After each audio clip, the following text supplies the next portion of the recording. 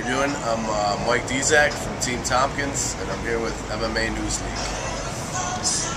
So you were part of the canceled card, Fury 2, out in Macau. Yep.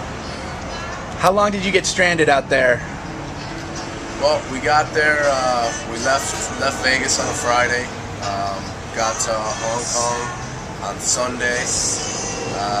They came in our rooms that Wednesday, let us know that the whole thing was scratched, and then we were there from Wednesday to Monday. And the fighters on the card, their rooms weren't taken care of? No, you know, their flights were booked in advance, so that was all good. But apparently, you know, they had some fighters from, you know, as far as Russia and Brazil, and you know, they had, you know, their last night in the rooms was that Wednesday when we found out the cards were canceled, and you know, I'm not sure where they went. Luckily, we had a sponsor with us that took care of our rooms till Monday, but a lot of the guys were left with nothing. You know, if we didn't have you know, a sponsor with us, we would have been in big trouble for sure. So, how much money did you spend out there? I mean, what was your total cost? Well, I mean, I probably spent while I was out there, you know, at least a few $100. But on top of that, you know, I work.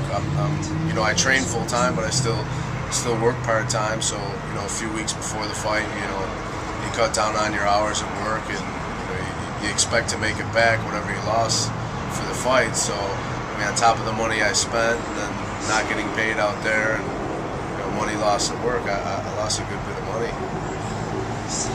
So, you told me earlier off camera that they said the check's in the mail, that you are going to get your fight purse. Well, yeah, while we were there, they said that, you know, after we get back in about a week to 10 days, we should get at least our show purse. But, you know, who knows? You know, I'll believe it when I see it. So, do you know any of the details of what happened?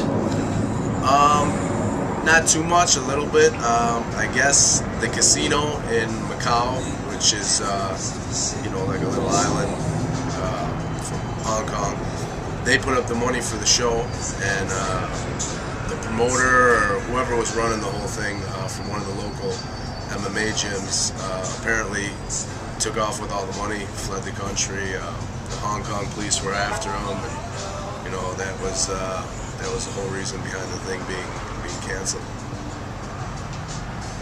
And tell us a little bit about yourself, a little bit about your background. You started training with Team Tompkins.